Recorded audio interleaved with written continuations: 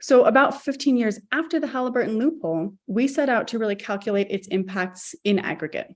We wanted to know in what frequency and in what mass were Safe Drinking Water Act chemicals used in fracking, what health effects did they have, and who were the most common users and suppliers of these chemicals.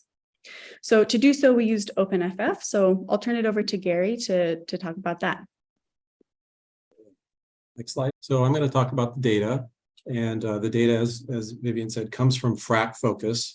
Next slide. And as many of you know, FracFocus is a disclosure database that has close ties to the industry. They call it the National Hydraulic Fracking Chemical Disclosure Registry, a mouthful.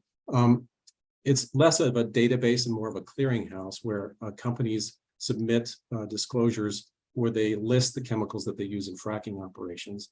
And they've been doing that since 2011 and to the present, where there are about 1,000 new fracking disclosures each month. The data set is full of errors, has a lot of big data gaps, has a lot of trade secret problems where chemicals are hidden. But nevertheless, it's a really important data source because it is the main place where we find chemical disclosures across the United States. There are over 200,000 fracking vents documented there, and that's about 6 million chemical records. Next slide, please. One of the first things you notice when you start working with FracFocus is that when they talk about the quantity of chemicals used, they emphasize percentages of the chemicals within the whole hydraulic fracking fluid. So this pie chart here is from their website, and it illustrates the way that they present the quantity of things. So the blue is the water, about 85% is water. The gray is 14% sand. And that small little red slice is all of the other chemicals that are added into the fracking fluid. So it appears to be a fairly small portion of the whole thing. And if you look at the disclosures individually, you'll see that individual chemicals are listed by their percentage in the overall fracking fluid. So they're often very, very small. OpenFF, the project that I worked on, takes the FracFocus data and calculates the weight of those chemicals too, and you start to get a little bit different picture. Next slide, please. So, for example, in a typical fracking job from 2022, a job used 16 million gallons of water. That works out to be about 130 million pounds of water.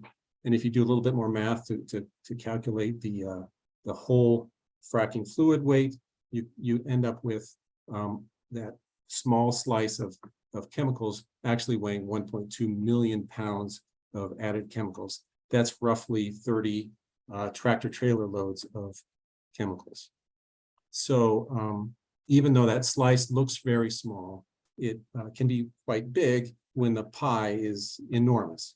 The first thing that we found is that 28 chemicals that would otherwise be regulated by the Safe Drinking Water Act were used in fracking during our study time period, which was 2014 to 2021. So the Venn diagram on the right here shows the overlap of the Safe Drinking Water Act's two different legally binding lists of regulated chemicals. That's the Drinking Water Standards and Health Advisories and the National Primary Drinking Water Regulations, the orange and the yellow circles. And then it shows their overlap with FracFocus chemicals, which is the purple circle, which you can see there are 1,212 individual different chemicals reported in fracking. And so I should say here, this does not imply that all of the chemicals other than the 28 are safe because they're not on these lists. Instead, if a chemical is not on one of the EPA's lists, it's not because it's safe necessarily, but rather EPA has not studied it fully yet, or sometimes at all. Next slide. Okay, so these 28 chemicals, they amounted to 282 million pounds. And again, this is 282 million pounds of chemicals that would have been regulated by the Safe Drinking Water Act if not for the Halliburton loophole. So for reference, that's 1.7 times the weight of the Washington Monument, or almost 1.5 times the weight of the largest warship ever built. So this is a very large mass that we're talking about. Next slide. Then we dug a little deeper and we broke that analysis down to look at the different masses of each individual chemical used per year. So just to orient you a little on this figure, you can see each bar here represents 1 year from 2014 to 2021. And then each color represents the mass of a particular chemical used in that year. There's 3 panes because we broke it into large, medium, and small mass chemicals, because essentially the scale of, for instance, ethylene glycol that was used completely swamps out the variations of the smallest mass chemicals. So you can see there's different scales here on the y-axis. So one thing we can see here is there's quite a bit of variability between chemical masses used by year, though you can definitely tell some things in total quantity. You can definitely see the slump in drilling in 2016, and then you can also see another slump in 2020 and 2021 during COVID. We're seeing that come back up in 2022 and 2023. You can also see down at the bottom here, this green, that's ethylene glycol, and ethylene glycol was the chemical by far used in the largest masses. It was used in 45%, or almost half, of all disclosures. And so for some context, ethylene glycol is a main ingredient in antifreeze, along with other kind of industrial uses. It affects the nervous and the urinary systems. So upon exposure to a human, it breaks down into individual compounds within the body that first affect the central nervous system, the heart, and then the kidneys. Then if we move into the middle, the intermediate masses, naphthalene, acrylamide, and formaldehyde were also very common. So we pulled those out in the paper to discuss more.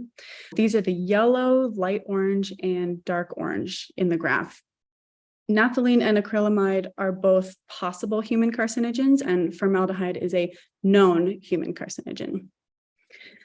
But there's also a major spike in benzene use that I want to point out. This is down in the bottom pane again, it's the blue.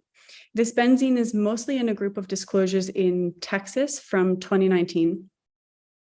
Benzene is such a potent human carcinogen that the Safe Drinking Water Act limits exposure to 0.001 milligrams per liter, which is equivalent to half a teaspoon of liquid in an Olympic-sized swimming pool. But there were 7.5 million pounds of benzene in total injected during fracking during our study time period.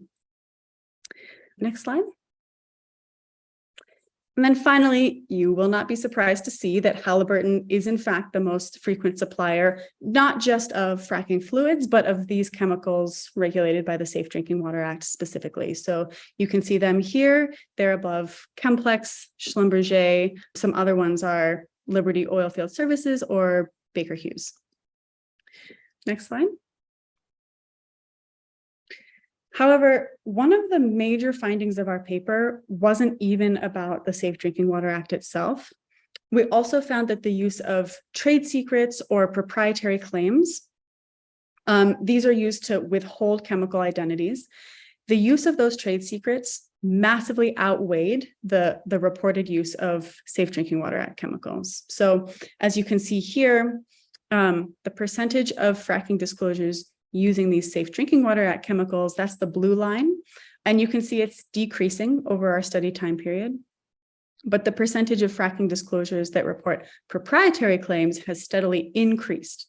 It has a minimum of 77% in 2015, up to a maximum of 88% in 2021. And then the numbers above and below the lines, yes, those ones, exactly. They represent the total mass used per year in millions of pounds. Beyond the percentages that are increasing, we can also see that, for instance, in 2021, 1.675 billion pounds of undisclosed proprietary chemicals were injected into the earth for fracking, and we have no way of knowing what those are. So really the problem that we're finding is not constrained to what's regulated by the Safe Drinking Water Act only, but also this very widespread use of trade secret claims, which in most states don't require approval or even defense like something like a patent would. Next slide.